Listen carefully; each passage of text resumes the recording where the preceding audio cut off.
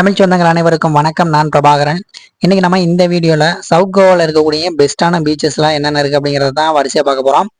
வாங்க வீடியோக்குள்ள போலாம். ஃபர்ஸ்ட் பிளேஸ் அப்படின்னு எடுத்துட்டீங்கன்னா இந்த இடம் அப்படிங்கிறது கக்கோலம் பீச் அப்படின்னு சொல்லி அழைக்கப்படுங்க.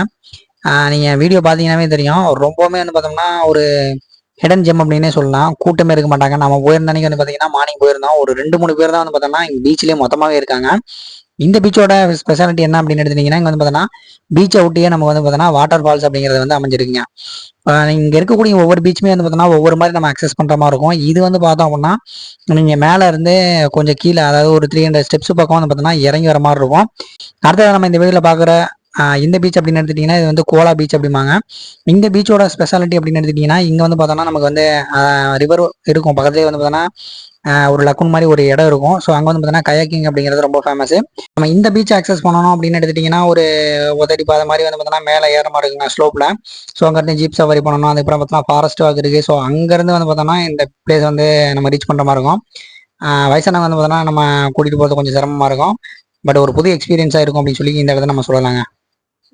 இதை வந்து பார்த்தோன்னா அந்த கயாக்கிங் இருக்கக்கூடிய இடம். அடுத்த நம்ம இந்த வீடியோவில் பார்க்குறது வந்து பார்த்தோம் அப்படின்னா பலோலம் பீச் அப்படிங்கிறது.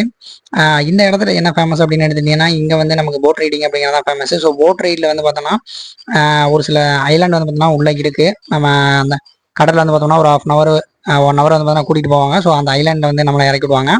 நீங்கள் அங்கே டைம் ஸ்பெண்ட் பண்ணிக்கலாம். அதே மாதிரி வந்து பார்த்தோன்னா இங்கே நம்ம காமிக்கக்கூடிய எல்லா இடங்களையும் வந்து பார்த்தோம்னா நார்த்தை கம்பேர் பண்ணும்போது ரொம்பவே கூட்டம் அப்படிங்கிறது வந்து பார்த்தோன்னா ரொம்ப ரொம்ப கம்மியாக இருக்கும் அப்படின்னு சொல்லலாங்க. நமக்கு இங்கே வந்து நமக்கு டால்ஃபின் பாயிண்ட் இருக்கும். அதே மாதிரி பார்த்தோன்னா நைட் டைமில், அதாவது மிளிரும் தன்மை இருக்கக்கூடிய அந்த பிளாங்டன் வந்து நம்ம பார்க்க முடியும் அப்படின்னு சொல்லுவாங்க. பீச் நம்ம டேரெக்டாக வந்து பார்த்தோன்னா ரோடு மூலமாகவே ஆக்சஸ் பண்ணிக்க முடியும். அடுத்தது நம்ம இந்த வீடியோவில் பார்க்குறது வந்து பார்த்தோம் அப்படின்னா கபடிராமா பீச் அப்படிம்பாங்க. ஸோ நம்ம மேலேருந்து வந்து பார்த்தோன்னா இந்த வியூ நான் காமிச்சிட்டு இருக்கேன். ஆனால் இந்த இடத்துல வந்து நீங்கள் கிட்டத்தட்ட வந்து பார்த்தோன்னா ஒரு 20லேருந்து 25 நிமிஷம் வந்து பார்த்தோன்னா நடந்து கீழே போகிற மாதிரி இருக்கும்.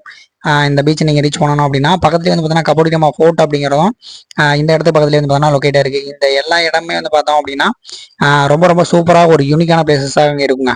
நன்றி.